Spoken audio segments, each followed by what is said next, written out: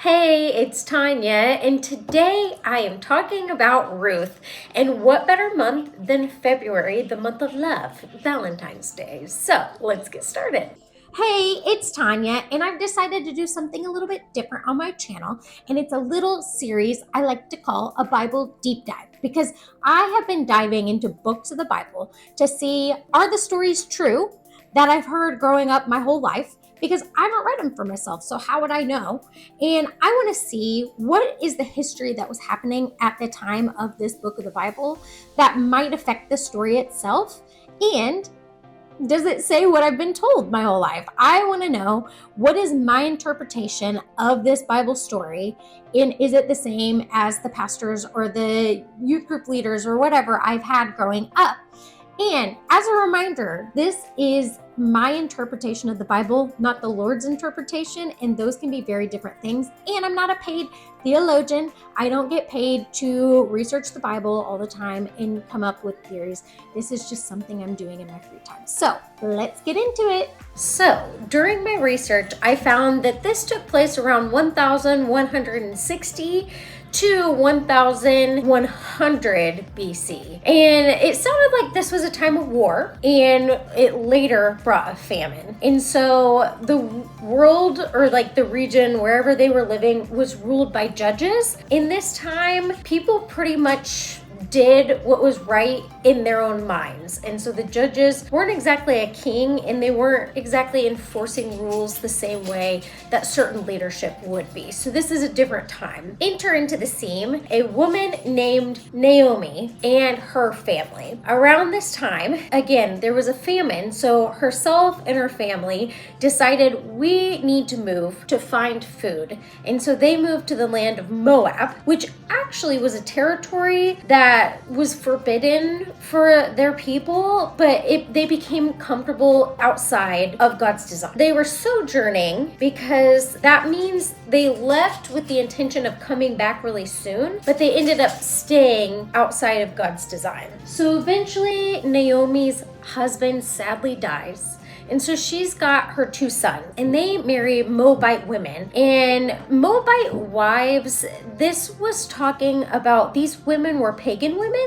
They didn't believe in a God, so they would probably believe in multiple gods, or they would have no beliefs at all. They just did not believe in the God that Naomi's family did. So sadly, after a while, her sons also die and leave the wives behind. And in that time, in their area, their region, in that time frame, it was common that one son would marry another son's wife if she became a widow. And so Naomi at this time was older, and so she was not going to be of childbearing age. So she is talking to her daughter-in-laws, and she's saying, look, I can't provide you a new husband. I can't provide you like a good future.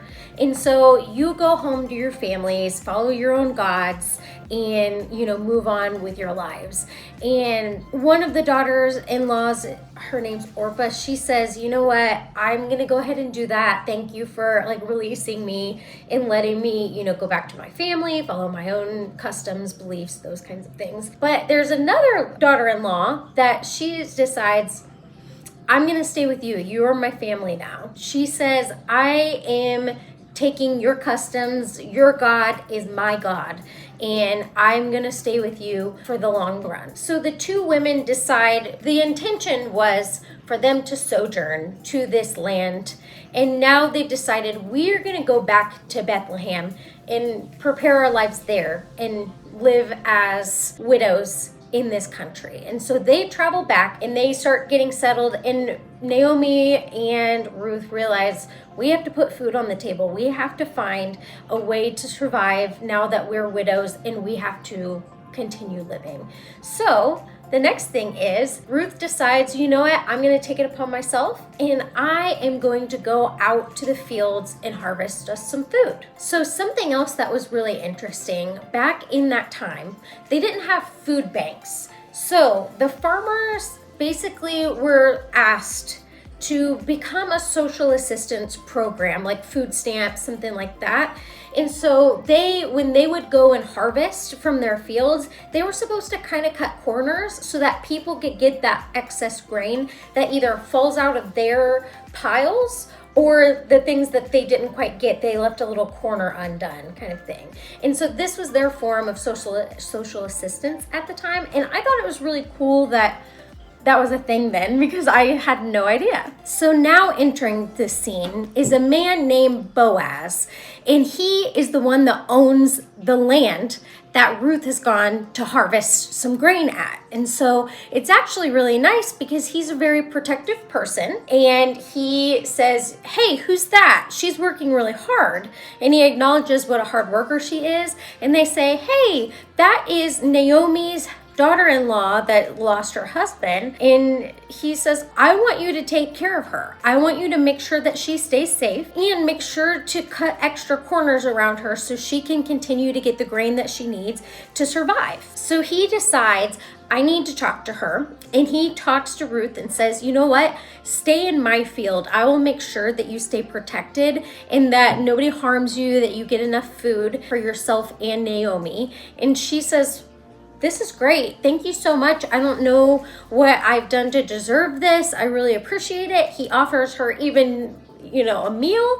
They sit down, and she continues to do all of her work continually for the rest of harvest season. But in the meantime, at the end of that day, she goes back home to Naomi and shows her all of the plunder, basically, that she's gotten. She has gotten so much grain, and Naomi says, "Whoa, whose field did you go to? Like, who have you been at?" And she says, "Oh, this guy named Boaz."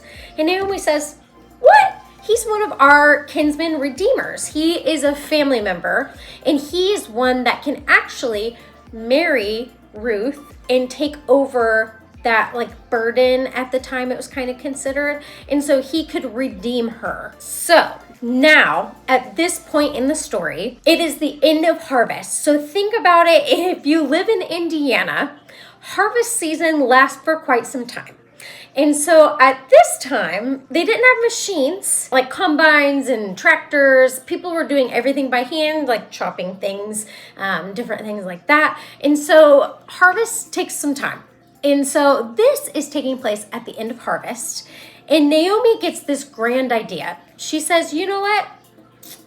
You need to be bold, and you need to go out to the threshing floor, and you need to uncover Boaz's feet and lay at him." And so in our day, it sounds a little bit wacky. Why are you uncovering somebody's feet and laying at them? First of all, that's stinky and that's weird.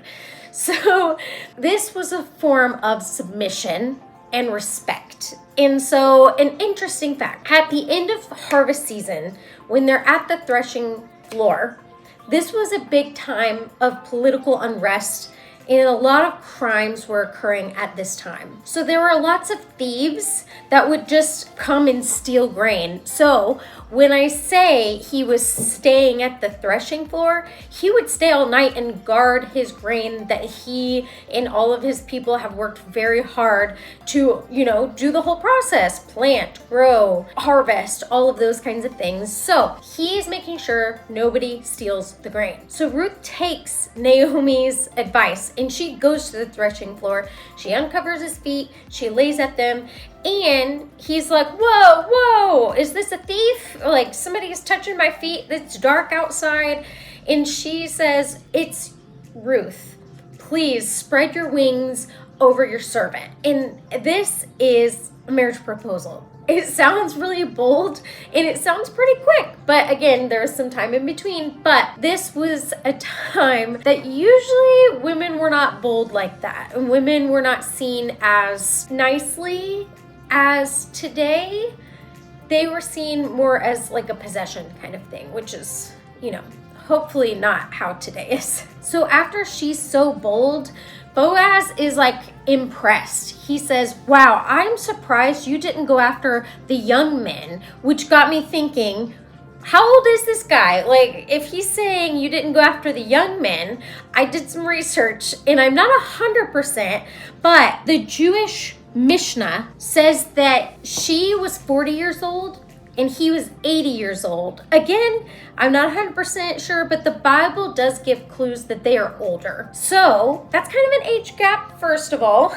And he's a lot older than I thought, because when I've heard the story growing up, I've always thought of like this romantic young couple getting together, and it's so romantic, and I gotta find my Boaz.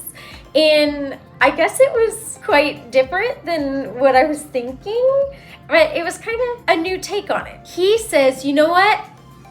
I would love to do that, but there happens to be a closer redeemer, which means a closer like family kinship kind of thing. And so he says that person has the first rights to this, so I need to talk to that person about it. He tells her, do not worry, I'm gonna get this settled today. We are gonna know the answer. So if you think about it, she's kind of sitting off to the side, and she doesn't know who she's gonna marry. She doesn't know if she's gonna marry this other redeemer that she doesn't know about, or if she's gonna end up marrying Boaz. Boaz goes to the gate. And at this time, this was where all the important people were. So like all the political people, all of the judges, all of the like court people were. So think of it as our courthouse and our like where all of our politicians are and where all of everything is basically. Like there was the big hotspot of the area.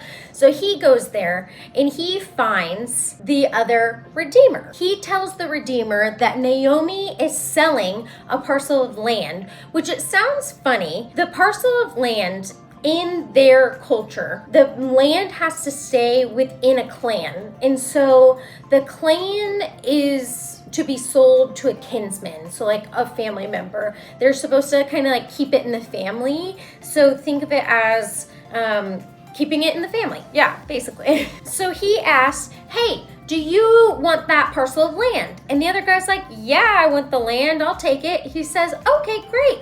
Well, it does come with a wife as well. So it comes with this other gal named Ruth. You have to marry her and you get the land. And the other guy was like, whoa, wait, I wanted the land. I don't know about this other woman. And he says, I cannot redeem it for myself lest I impair my own inheritance. So my mind in that went to two different things. First of all, yeah, my wife isn't gonna like it if I marry another woman. There were times that polygamy happened in the Bible, but it also could have been he has children already and he would have to separate it between this Ruth's children as well. So it'd be split up too many ways or something like that. I wasn't exactly sure on that. So this redeemer says, I'll pass, but thank you very much for the offer. And again, all of these court officials are surrounding them.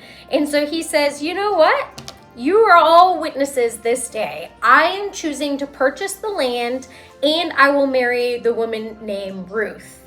And so he goes and says it in front of all these court officials, and they are supposed to acknowledge the marriage, which it's a marriage proposal, a marriage, a wedding, everything all at once. So now all of these people, all these important people, have witnessed this wedding and it's put in place, and they give them, as a married couple, a blessing that she be like Rachel and Leah. And these women were known to have very prosperous families. They had like 13 kids. So if you don't know, having a lot of children back in that day was very important.